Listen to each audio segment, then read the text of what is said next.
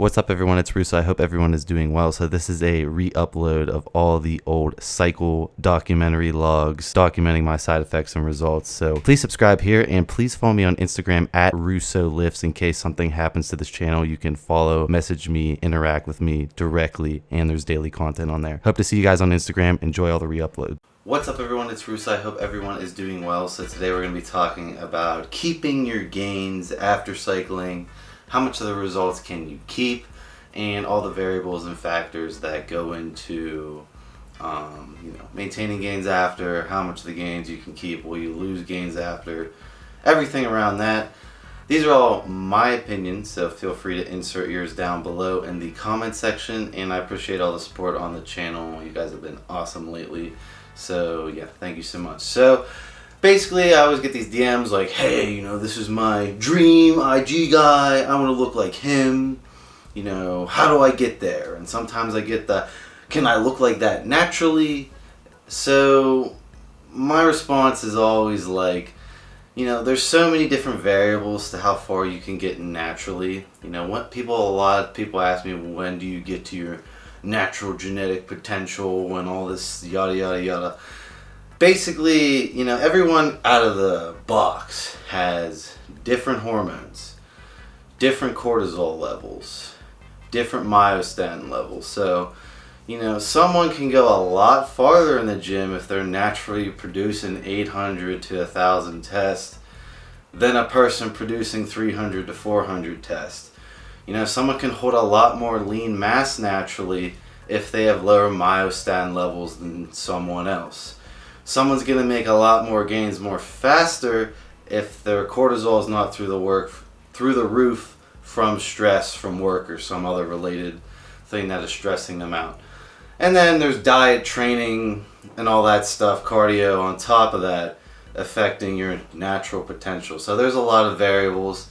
And to be honest, like, everyone's different. It's very hard to tell unless you have all those variables on a sheet. But a good method of thumb is to use the fat-free mass index as kind of like a baseline of how far you can go naturally.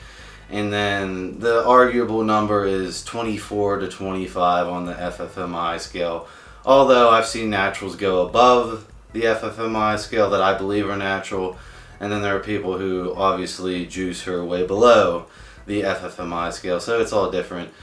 But when it comes to maintaining gains, so your stock hormones that I just talked about, and basically what you can build your natural foundation on, that are completely different for everyone. So that's why I always suggest people get their blood work done, even if they don't plan on using anything in their life. You might not be progressing far in the gym because you have low testosterone, you might not know, and trust me, that is inhibiting your quality of life. And I would definitely recommend getting your testosterone tested.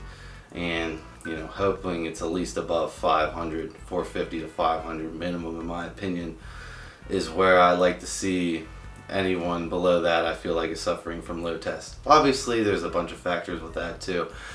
But you can basically, if you decide to become enhanced before reaching your genetic potential, as long as you can recover your HPTA, so your hormonal axis, if you could recover that from pre-cycle numbers, after your cycle, if you could get back even higher than baseline or below right at baseline, then you can maintain all that size gain.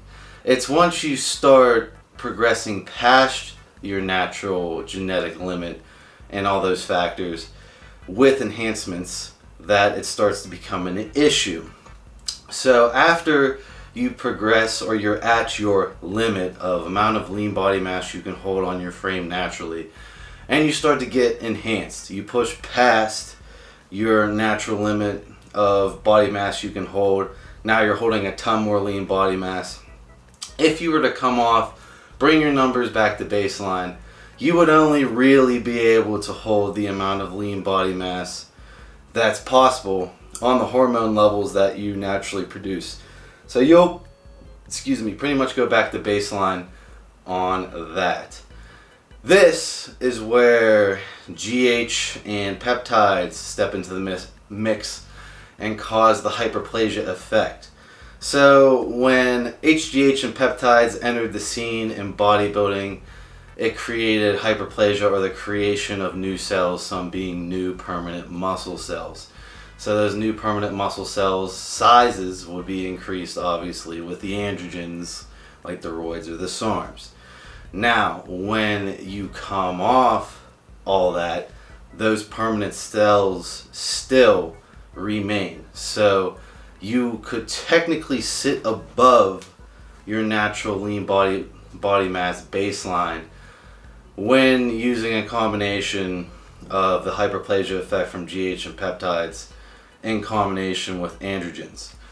So that's why you see, I'm going to use an example, like I'll use Dave Palumbo. So Dave Palumbo absolutely got to mass monster status. I believe he was like 300 pounds, and I like using Dave Palumbo because he's like me. He's documented his whole bodybuilding career and very detailed, and I learned a lot from just, seeing his whole life laid out and through his videos and his science-based videos. So a lot of people ask if I have issues with Dave. I don't like how Dave treated me on the show. No, I just use Dave as an example because a lot of you guys watch Dave, and he is an example of a lot of different things revolving around enhanced bodybuilding, which I'm going to use him again. And that was basically when he was ready to downsize. So you really can't stay at that massive size of 300 pounds for very long before everything else starts to go on you, because the human body's really not supposed to be 300 pounds of all muscle. But when he decided to downsize, he basically said he had to starve himself to get the muscle off. So that's what I'm talking about. I'm talking about the hyperplasia effect caused by higher IGF-1 levels over time. That's going to create new permanent cells. So theoretically, it would let you sit above your baseline on the results keepable. If you just go androgens only, that's only going to increase the cell size of the amount of cells you currently have. So you will deflate back to your baseline. So basically what you can take away in a nutshell from this video is your natural hormones really revolve around the amount of lean body mass you can carry. So someone who naturally produces 800 to 1,000 is going to be able to go a lot farther naturally than someone who only produces 300 to 400. Next, when you add in androgens to go past your genetic potential, unless you were utilizing high IGF-1 hyperplasia effects from GH or peptides over a significant period of time to build new permanent cells, you will most likely revert back to your baseline, or the amount of lean body mass you can carry on your stock hormones. Now this can be altered, and you've seen this altered by the mass monsters who try to come off and downsize and have issues getting the muscle off them. That is because, like I said earlier twice already, is from the combination of the hyperplasia effect of GH and peptides alongside the androgens, creating actual new muscle cells. So that is kind of a dive into obviously what's maintainable and why you see these certain things occur. So really you could keep a lot of size and maintain it on TRT. When you go completely cold turkey natural, you really start to see that super physiological muscle needs a constant androgen level, and the natural spiking of your natural test isn't enough. But let's theoretically say you build a ton of size, you blast it for a couple years, and bodybuilding, you're done with bodybuilding, or you just don't want to progress, you don't want to get any bigger, you don't want to progress any forward, but you want to maintain the gains you had.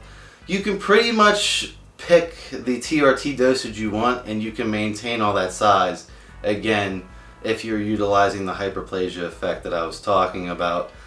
You can see people who used to take a lot of stuff, and now they got really big, and now they're maintaining it on like tiny ass dosages that it's just like a rub-on cream, a Dermican cream could be enough to maintain all the size. So hopefully that opens your mind about you lose everything when you come off, and some people do, and there's reasons why, and some people keep a lot of the results, and those are some details into why. Be sure to subscribe. I appreciate doing. Be sure to subscribe. I love doing these topic videos. I like the discussion. I'm be having some guests on the channel very soon, so stay tuned, and I hope you guys are enjoying the re-uploads. I wanted to post some good re-uploads for you guys as well. I will see you guys in my next video.